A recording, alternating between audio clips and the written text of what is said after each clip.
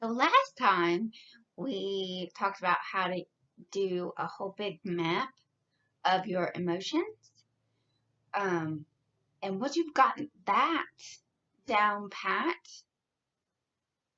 then how do you know what to do with each one? Like, how do you lean into each one?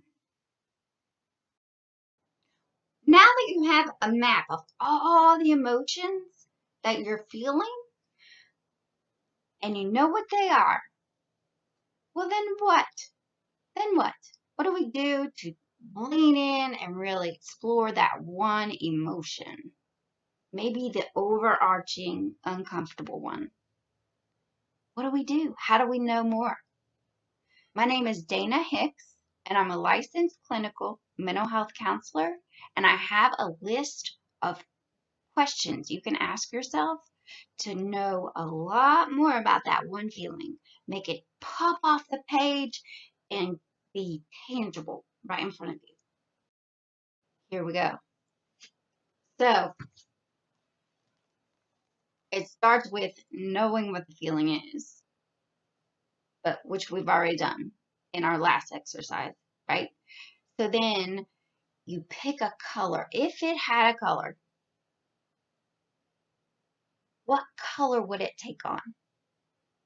And then if it had a shape, what shape would it be? Would it be a triangle, square, circle, or any other shape that just comes to your mind specific to this feeling?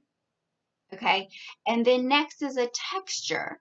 Would it be soft and smooth or hard and spiky?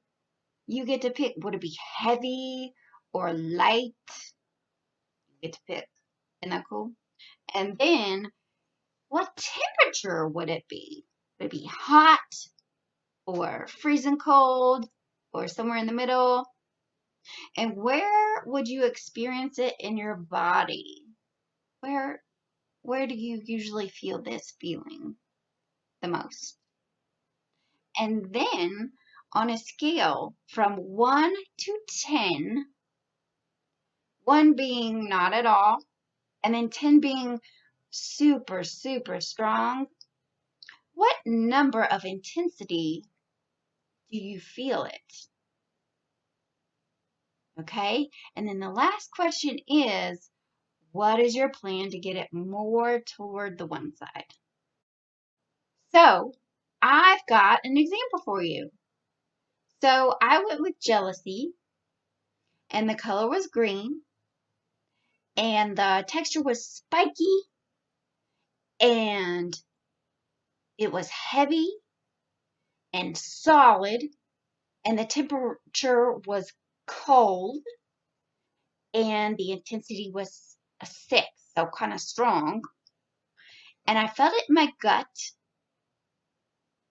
and then my plan was to think about things that I already have, because jealousy is thinking about stuff you don't have that somebody else has, right? So making a list maybe of things that I'm grateful for.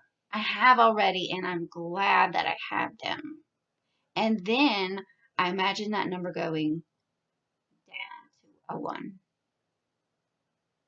So sound like something that might be valuable? Okay, so my next time, we're going to go over more ideas of how to get that number down. But this is just how to lean into the feeling. So, if you want to do that, subscribe below and feel free to comment and like as well. Thank you.